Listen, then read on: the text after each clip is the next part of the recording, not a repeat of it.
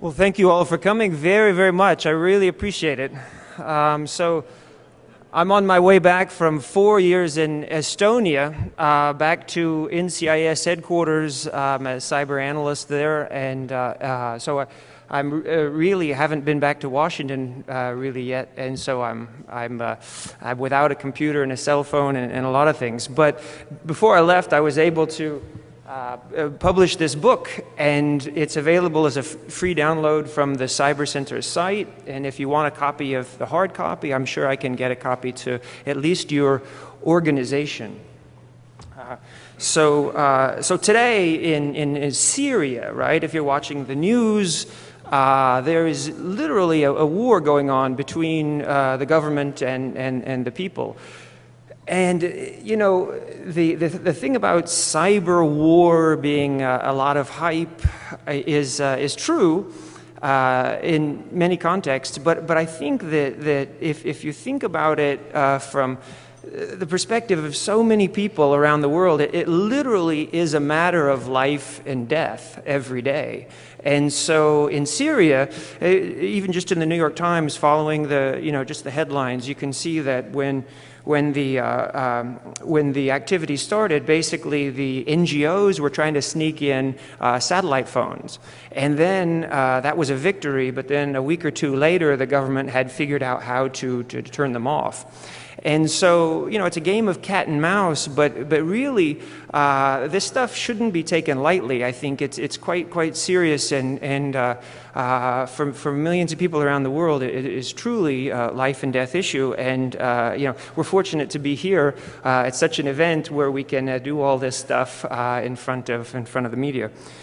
So there is also in Aspen, Colorado today, there is a group meeting called the Aspen Group. And these are people, Madeleine Albright, Colin Powell, kings and queens show up at this event as well, and they discuss national security issues. And they're meeting today. And I'll let you guess what the topic is at this year's meeting. It's not goat herding, it is cyber.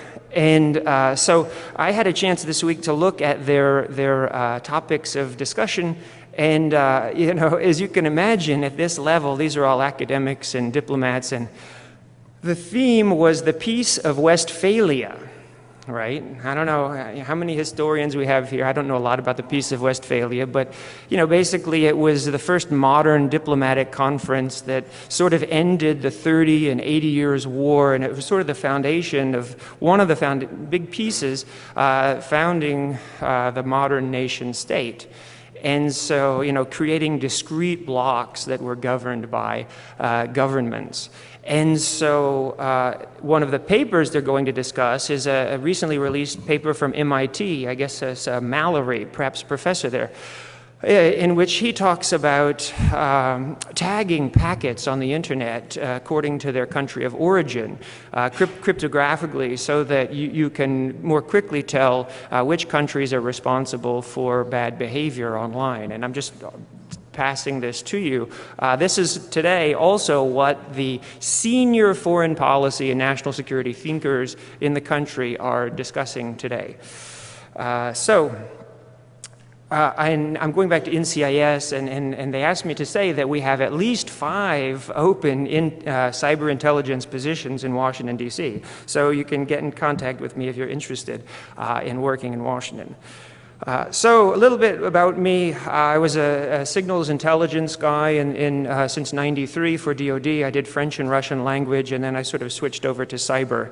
And then went to NCIS and did a tour 4 years in Estonia at the NATO Cyber Center. And I strongly believe that that NATO and or the EU will play a major role in the future of cyberspace. And the reason is because it's a large group of affluent countries that have serious assets, serious expertise, and they're on the same political military agenda to a large degree. In fact, in Afghanistan, right, they have 50,000 soldiers that part of ISAF that are fighting a war.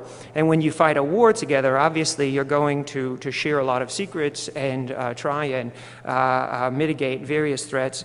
And I strongly believe that, well, because the cyber sort of security problem, at least from a national security perspective, is an international problem. I work for NCIS, and of course, every time you want to do investigation, the first thing you see are tons of foreign IP addresses, right? So then you're stuck with dealing with the law enforcement or counterintelligence organizations of another country, and before you can proceed, unless you want to